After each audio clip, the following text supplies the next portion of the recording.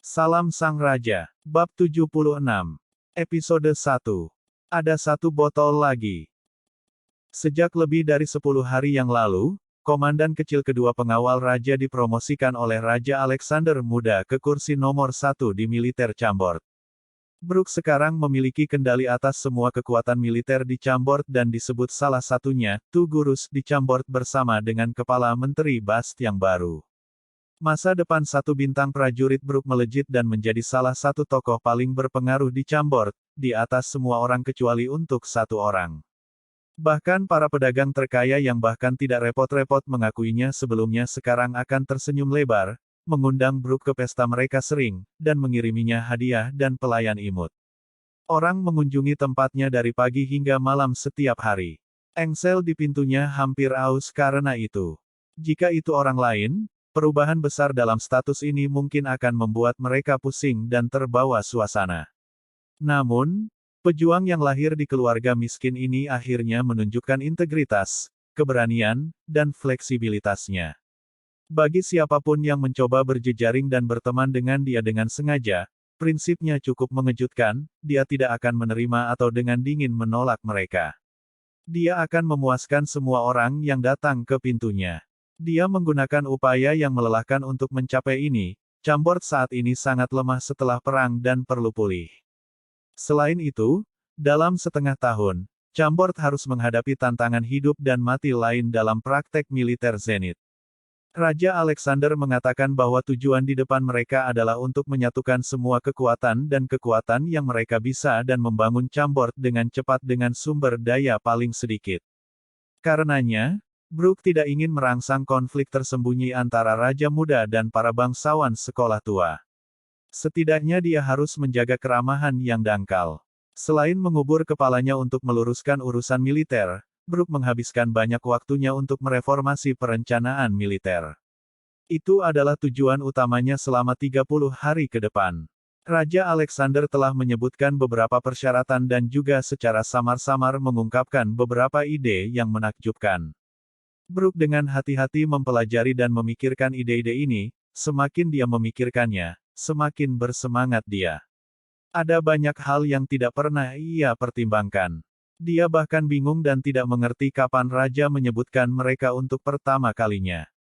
Tapi perlahan, dia merasa bahwa ide dan rencana itu sempurna. Setelah menyesuaikan ide-ide itu agar sesuai dengan situasi Chambord saat ini, Chambord akan mengalami perubahan besar untuk menjadi lebih baik. Tentu saja, ketika kekuatan di tangannya tumbuh semakin berat, Brook juga merasakan tekanan besar yang belum pernah terjadi sebelumnya. Setelah Raja Alexander kembali normal, kekuatan dan visi jangka panjangnya meningkat dengan kecepatan yang mencengangkan.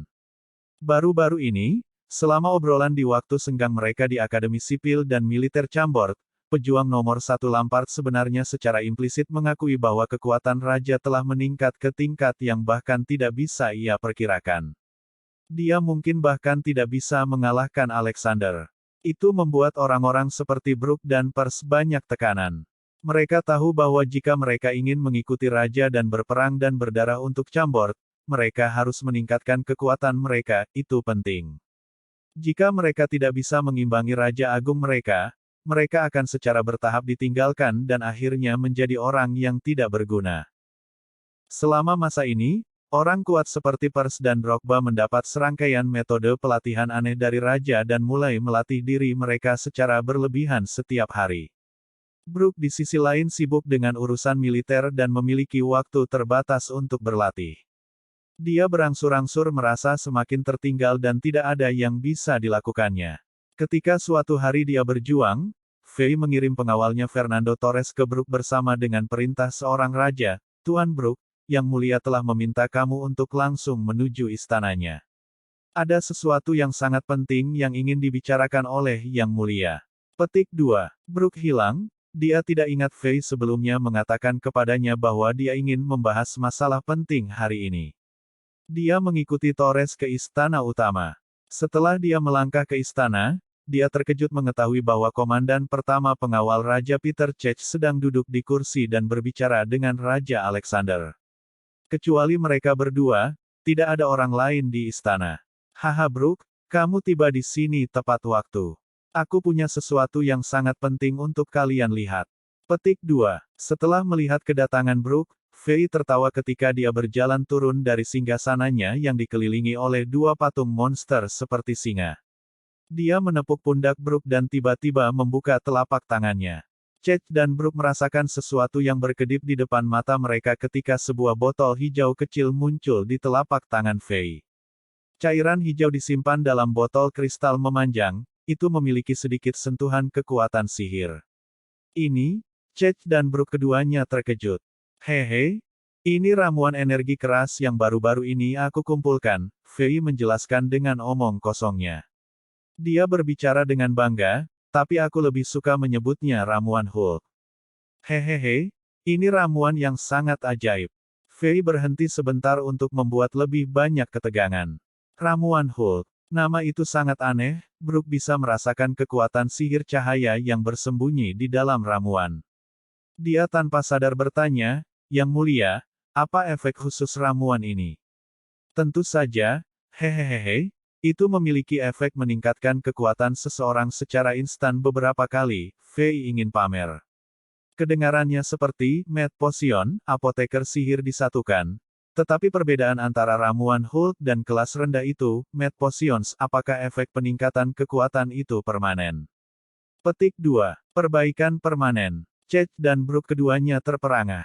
Mereka menatap ramuan di tangan Fei dan tersentak tanpa sadar, bagaimana mungkin? Mungkinkah ini salah satu ramuan epik dari legenda? Petik 2. Di bawah klasifikasi penyihir di benua Azeroth, ada cabang apoteker sihir. Apoteker ajaib ini bisa membuat banyak ramuan aneh. Ramuan semua memiliki efek yang berbeda, dan karena perbedaan dalam efek dan bahan yang diperlukan untuk setiap ramuan, ada banyak peringkat dari rendah ke tinggi. Ramuan epik dari legenda adalah salah satu ramuan berperingkat tinggi. Mereka semua memiliki efek luar biasa dan ada beberapa ramuan epik yang direkam yang secara permanen dapat meningkatkan kekuatan seseorang. Tapi itu semua item dari legenda. Ramuan epik hanya bisa dibuat oleh apoteker sihir bertingkat epik. Mereka juga membutuhkan banyak bahan baku langka dan berharga. Bahan baku ini bahkan akan dianggap langka oleh tingkat 8 dan 9 kekaisaran super kuat di benua itu. Fei dengan santai mengeluarkan ramuan yang ia klaim memiliki efek yang sama dengan ramuan epik, sehingga Cech dan Brook secara alami mengalami kesulitan mempercayai mata dan telinga mereka. Ah, ramuan epik. Bagaimana mungkin? Aku tidak punya bahan baku berharga untuk membuat ramuan seperti itu. Fei membaca banyak buku di perpustakaan kerajaan, jadi dia tahu ramuan epik apa yang dibicarakan oleh keduanya. Dia memutar matanya dan menolak gagasan itu sambil tersenyum. Hehe, meskipun Hulk Potion memiliki efek yang sangat kuat, itu memiliki efek samping yang mengerikan, itu sebabnya aku ragu-ragu untuk waktu yang lama sebelum memberitahu kalian tentang hal itu. Jika kalian bisa bertahan melalui efek samping, efek nyata pasti akan memuaskan. Ramuannya ada di sini, jika kau mau, kalian bisa memutuskan di antara kalian sendiri yang ingin mencobanya. Petik 2. Efek samping yang mengerikan. Brook dan Cech saling memandang serempak. Kejutan di mata mereka sedikit tenang. Mereka lebih percaya pada penjelasan ini. Jika ramuan itu tidak memiliki efek samping dan dapat meningkatkan kekuatan seseorang secara permanen dan sempurna, maka ramuan Hulk ini pasti akan digolongkan sebagai salah satu ramuan epik, itu akan terlalu berharga. Brook ragu-ragu untuk beberapa detik, dan tiba-tiba mengangkat kepalanya dan berkata, biarkan aku mencobanya. Tanggal latihan militer Kekaisaran Zenith semakin dekat. Tidak ada tempat di mana Chambord bisa mundur. Jika Chambord kalah dalam acara ini, kerajaan mereka akan hilang. Meskipun Chambord memiliki 2 kartu truf, Lampard dan King Alexander, latihan militer didasarkan pada skor total untuk 10 pertandingan. Tidak mungkin kerajaan bisa bergantung hanya pada mereka berdua.